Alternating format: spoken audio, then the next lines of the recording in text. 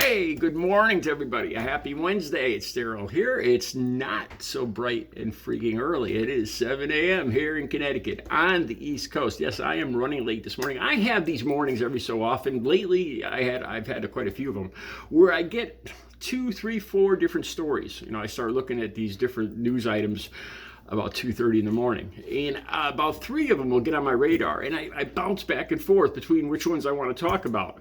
For 1 hour I'm prepping to do a video, say, about Marjorie Taylor Greene and the State of the Union address. Personally, I think she looked a lot like Cruella de Vil from 101 Dalmatians. The only thing she was missing was the black. Cruella de Vil has black and white hair. If you look on my community page, I put a picture of Cruella de Vil and Marjorie Taylor Greene side by side, and how utterly unclassy it was for her to stand up and start. Other people commented she looked like a howler monkey, getting up and standing up and making all sorts of gestures and yelling at Joe Biden in the middle of the State of the Union address.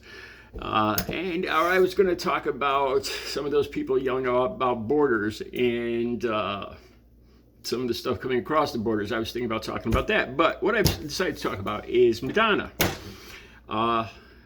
For those of you that don't know, I'm sure most people know now, Madonna introduced the video that I talked about yesterday, Unholy. She introduced that song at the Grammys, and she looked different. Madonna, I believe, is 64 years old right now, and it was kind of obvious, or very obvious, that she had some surgery, some plastic surgery to her face. And right from the very beginning, the comments were... almost all the comments were cruel, were vicious, were mean. I heard comments saying that she looks like she eats small children and little animals. She looks like a monster. These terrible comments. And I'm going to get into empathy in a minute too. But the more I thought about it, I don't know if this is right to say either, but I actually felt sorry. I felt sorry for her. I don't know if that's right to say, because when you say you feel sorry for somebody, it sounds like you're making them helpless, and I don't want to do that. What I really felt was empathy. I kind of put myself in her position. Imagine if I had $500 million, right? And there's parts of my body, even though I work out, everybody has parts of their bodies that they're insecure about. If I had $500 million, and it cost a drop in the bucket to say have my love handles removed, would I do it? Would I honestly do it if money, wasn't an issue at the time, the money, and I could look better in my mind? Would I do it? Yeah, I probably would. Now imagine this. Imagine if, somebody took a picture of the part of my body that I am most insecure about, say my love handles, and put it on all the media, all across the country, all across the world, and made fun of it. Look at Daryl's love handles. Can you imagine what this woman, a lot of people asked, why would she do this? If you think about it, she did it because of us, really, because how people look at her, how she feels people look at her, insecurities, and we all have these. She really doesn't look all that good. And if you really think about it, she would look better.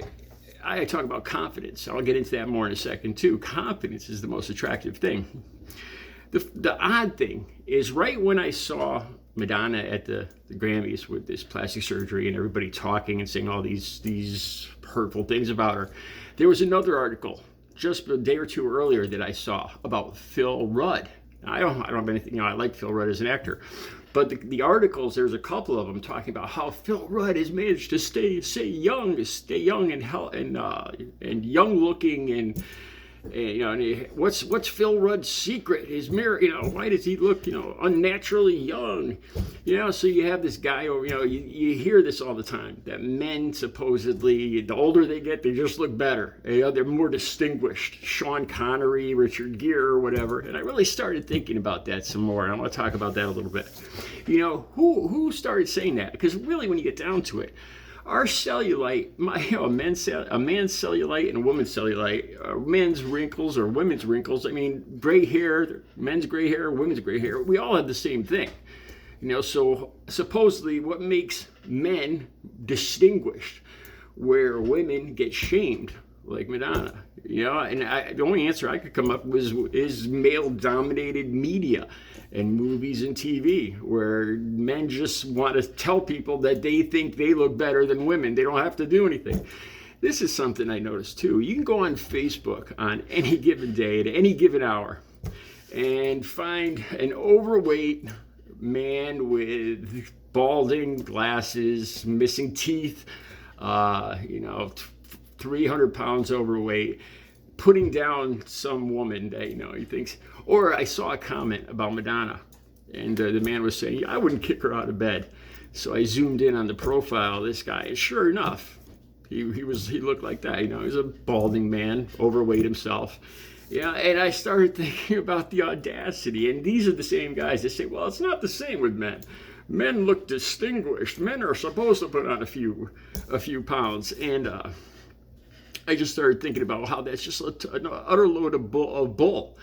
When it comes down to it, health and confidence are the two things that are really attractive and beautiful in anybody. Actually, I was watching Kelly Clarkson the other day, and Kelly Clarkson isn't her hair color, her music is nothing that I would usually find interesting or attractive. But I was hot for her that day. I saw her on TV, and I started to fantasize about Kelly Clarkson. No lie. And you know what it was? It was her confidence. It was that smile and the way she talks. It was purely, it wasn't even the way she looked at all, her hair, her body, or anything. It was just her confidence that had me sexually attracted to Kelly Clarkson. That's what it is, confidence. Another thing I want to talk about, one last thing here.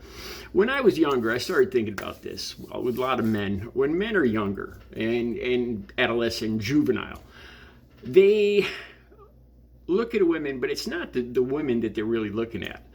They're considering what their friends are going to say about that woman. I remember, I'll admit this, I remember when I was dating in high school, and the girls I dated had to have a nice looking backside, because I knew it wasn't about what I thought was good looking, but it was what my friends were going to say when they saw her. If she didn't have a good looking backside, I would be ruthlessly mocked and belittled. And that's the truth of it. I judged her because of my insecurities and what my friends would say about me. But now, I've talked about this before now too. One thing I've realized lately is when the women I've dated lately, what they would consider their flaws are the things that I find attractive. I've talked about this in other videos. One of the girls I dated was insecure about being bow-legged or having a few extra pounds. And I remember looking at this girl, and my heart just burst with like this feeling of love because of these flaws. It made me love her even more. And at that point I realized that I had matured. It was actually her flaws, what she considered her flaws, that made me love her the most. And I can't explain that, but it's the truth. And I think it's being part of maturing. And obviously the men on Facebook who have such a big stomach that they haven't even seen their male members in years because their stomach overhangs their bottom half. That's truly sad that these guys are out there judging women like Madonna, saying they wouldn't kick her. Well, I wouldn't kick her out of bed. They should take a look at themselves in the mirror. Just some thoughts on Madonna today. I'll have the links. I'll try to find the links for the Phil Rudd story and the Madonna story down below. You guys have a great Wednesday.